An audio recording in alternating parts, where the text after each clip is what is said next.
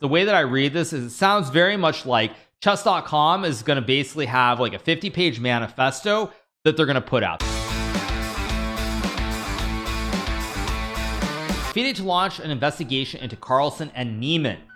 Magnus Carlsen watching Hans Niemann's game against Levon Aronian.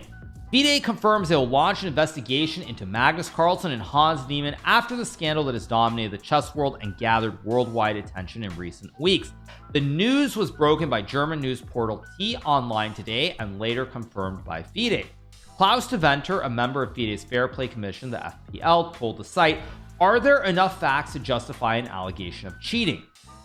If we conclude that this is the case, we would bring appropriate charges with the FIDE Ethics and Disciplinary Committee. However, we would also investigate whether a false accusation has been made."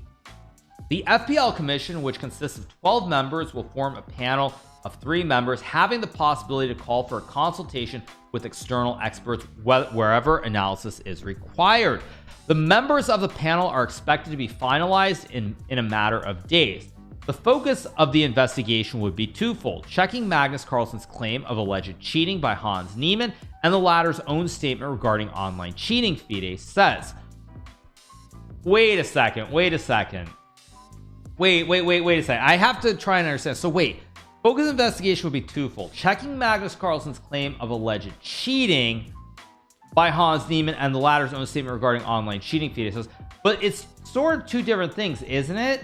Because the way that because they say cheating, they don't say over the board cheating or online cheating. They don't say which one it is. So Magnus could also say that it's just online. So I'm not so sure actually then as I read through it, because they don't specify what it is. So actually wait now Now I'm not sure. Now I'm not sure. At any rate, let's keep going. Okay. The chairperson of FPL, Salome Zaksaiti, says they are ready to examine the circumstances, compile and analyze all the data and evidence available, and ascertain the facts and allegations that have been made public.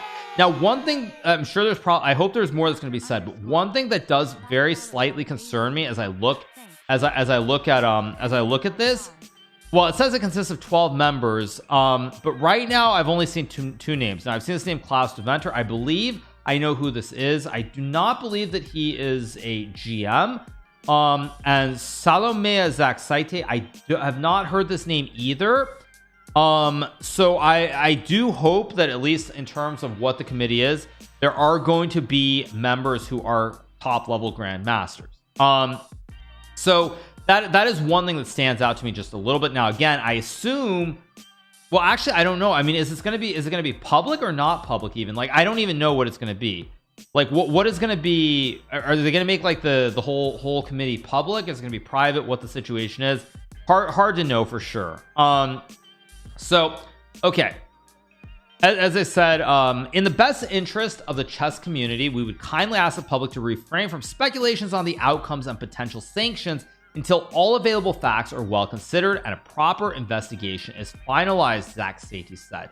The investigation comes 3 days after Carlsen published a statement where he, for the first time, revealed his reasons for withdrawing from the Sinquefield Cup and then his shock resignation against 19-year-old Hans Niemann after only 2 moves.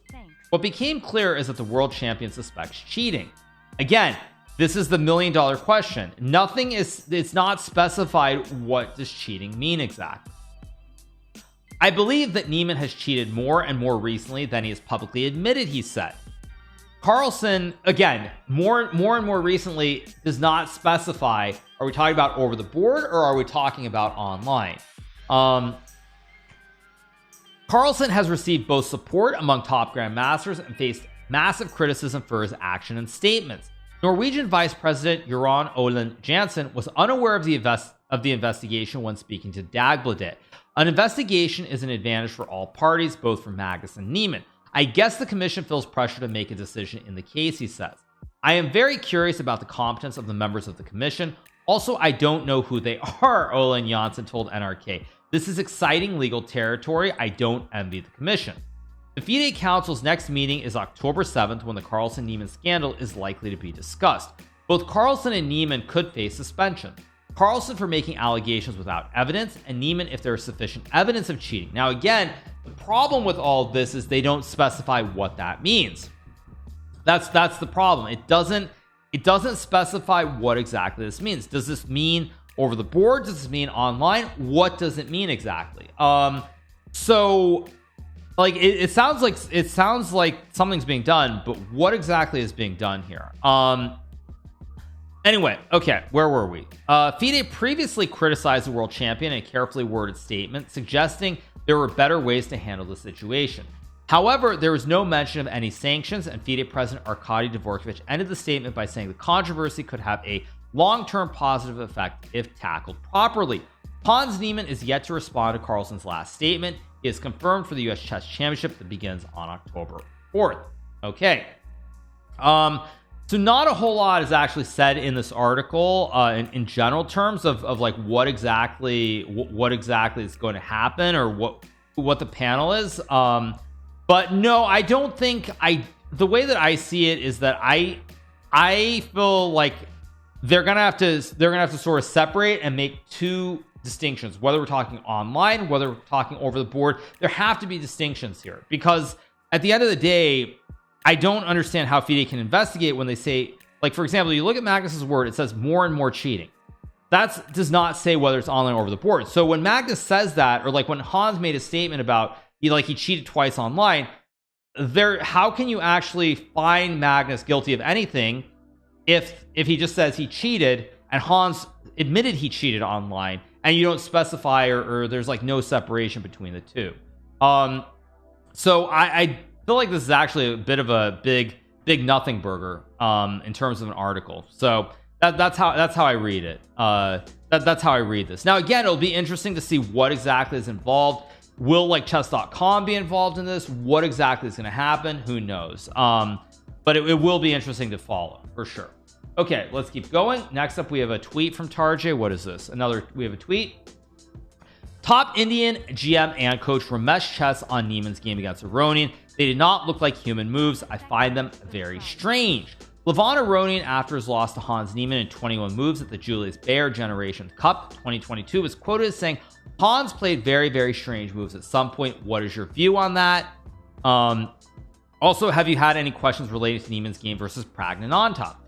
I find in his two games, the one against Levon Aronian, where he played bishop d3 followed by bishop e2 and then short castle followed by g4, all these moves he played very quickly. They did not look like human moves. I find them very strange. In the game against Pragnanantha, the moves g6 and h5, even though they are not very difficult, a strong player would hesitate for a few minutes before playing those moves, but he took like 4 seconds and 8 seconds. This I felt a little odd. Now, many of the top players are finding Niemann's version unreliable, and there are many players like Fabiano Caruana, Levon Aronian, Hikaru Nakamura, Jan Nepomniachtchi. Many top players have their doubts. So this is interesting. Now I'll be very clear on this. I understand what Ramesh is saying about bishop d3 and bishop e2, but this I believe was just preparation. Bishop d3 and bishop e2, it looks weird if you see it over the board, but I'm almost certain this had to be prepped. The g4 move, as I said, that is specifically what like Levon referred to as like a strange move. That was definitely an odd move to play in the position, but that doesn't necessarily mean anything, to be clear. But yeah, bishop d3 and bishop e2 is, I assume, it's just some kind of prep. I haven't looked at the I haven't looked at like the line. I haven't checked, you know, the opening to see if that's been played before, if it's completely new. But that I think is a bit of a stretch, because it's because that is probably just preparation before the game. G4 was certainly an insane move to play, but that's not really saying anything. So that's the second bit of information we have. Now let's keep going. We have a funny Antonio tweet. What is this? Let's keep going. Idea for a TV series. A school professor in poor health is tired of working 2 jobs for little to no money and goes on to win chess tournaments by cheating in the most devious ways. Name: Breaking Bead. That's a good one. That's a good one from Antonio. I love it. That's a great one. That's pretty funny. I like it. All right, we have this. This is from Ru Zini. Says, are we going with me? I'm 2800. Trust me, bro. He's cheating. That can't be true. That can't be what you were doing. And then here's Eric, who says, wait, wait, let me read this. So Rick says, are we going with the me in quotes? I'm 2800. Trust me, bro. He is cheating. That can't be true. He is cheating. That can't be true. Though that can't be what you are doing. And then Eric, chess.com CEO and co-founder, says, dude, you nailed it. That's the literal quote. You solved this whole thing right here in this nested comment. Huge kudos. I'm sorry for this response. It wasn't at my best. Wait, okay.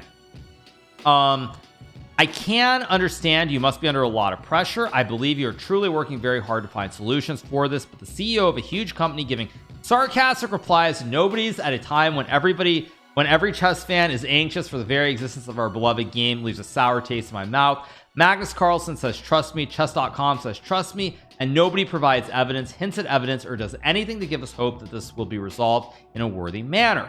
You must understand that right now it seriously looks as if the chess world, as if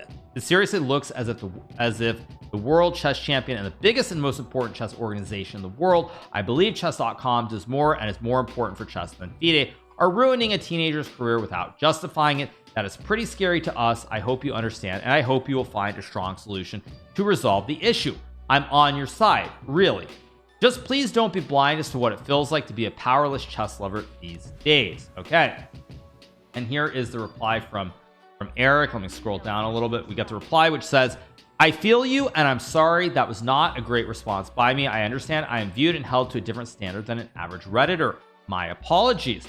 I know it is hard as a fan to hear, trust me, and have day after day to go on without more specific answers. It is frankly also hard to be working on something incredibly important, asking for patience and having impatient voices, but that's not an excuse for my response. This is big stuff. It is the future of chess. It is being handled conscientiously. It is not being swept under a rug. We aren't saying trust me and just hoping the world stops paying attention. There is no corporate speak non-answer coming. What is coming is a full, honest, raw conversation with a complete timeline and investigation of what all the inputs and outputs are. I'm not saying everyone is going to like all the answers or even agree with all of the decisions. What I'm saying is that the facts and reasons will be laid out and the conversation will happen. And my sincerest hope and expectation is that chess will be better off for having gone through this entire saga. So the way that I read this is it sounds very much like chess.com is going to basically have like a 50-page manifesto that they're going to put out. That's how I read this, because when they say big stuff, there really only are two ways. When either you believe that when they say big stuff, something big is coming out, or you assume that they're bluffing. Now, to me, that seems impossible to believe that they're bluffing, because what you think about chess.com, this is like I'm going to say, I think it's $1 billion company and they're bluffing. I mean, that seems very unlikely. I'm just going to say, I find it hard to believe that they're bluffing. So if they aren't bluffing, it sounds to me like we're going to get like that 50-page manifesto that comes out at some point, because they say big stuff. So that's really the way I see it. Either there's going to be some huge thing that comes out, or basically they're bluffing. Those are really, I think it's very black and white. That's how I view it. I think it's black and white. Either they have something, or they're bluffing and they are sweeping it under the rug. That's how I view it. I don't think there's any other way to view this response. I mean, maybe I'm crazy for thinking that, but I just don't really see any other way of looking at it. It's from Zesty Closed Piglet. It says, dear CEO, it's amazing. Like Reddit became the place to comment on this drama. On a serious note, would you be open to having chess.com be officially hired to investigate over the board cheating using its proprietary methods, joining forces with FIDE, for instance? In other words, if FIDE wants to maintain legitimacy of its events, it needs to control cheating. Since chess.com has developed proprietary cutting edge methods to detect cheating online, can chess.com officially help fight potential OTB cheating? That's the key question here regarding the Singfield tournament and future OTB events beyond broadcast delay, which is a must. And then chess.com replies, lots of ideas in the works along these lines. So again, another example where there's a lot of stuff I think going on. Who knows what chess.com is doing exactly, but to me, I find it very hard to believe that they're bluffing. And so I think all the people in the chess world who are looking at this situation, there really are only two ways. Either it's a complete bluff and you hope it just goes, there's going to be nothing further said about it, which is on the one hand, you could have that, or there's a possibility that something is coming out, but because of legal stuff and otherwise, they just can't release it. or it's going to take them a long time to clear it with lawyers and everything else. Who knows? But those are really the only two possibilities that I think. Thank you to Cockroach for the Prime, by the way, but those are the only two possibilities that I see in this situation. I don't think there are any other possibilities at all. It seems to me, it seems unlikely. All right, what do we have next? Let's keep going. Our next bit, which we have, is what is this? Okay, we have another thing from RHS. By the way, speaking of RHS, I am no fan of RHS. And I wish a lot of those people would like go outside, touch some grass, learn how to live their lives instead of being filled with so much hate and anger towards certain people, including myself. So that's a little bit that I'm going to add, just to be very clear on this topic. I'm not going to mince my words. Here we go. And now Anali Budzigian says, I'm genuinely wondering why Hans would lie about the extent of his cheating if he himself admitted to chess.com every time he did, so he would know that they can tell the world if he was lying. Maybe he thought that the audience would be more willing to believe him than chess.com, but it's still a weird move if he actually lied. And Eric replies, let it be known that I have upvoted this comment. So I assume that means Eric is essentially agreeing with Analni Budzigian. I mean, he basically, it's about genuinely wondering why would Hans lie about the extent of cheating. So it sounds like to me, Eric, the CEO, is saying here that Hans is not being honest. Like, why would Hans lie about the extent of his cheating? If he says, let it be known that I'm upvoting this comment. That's my guess. Again, who knows, but that's my guess.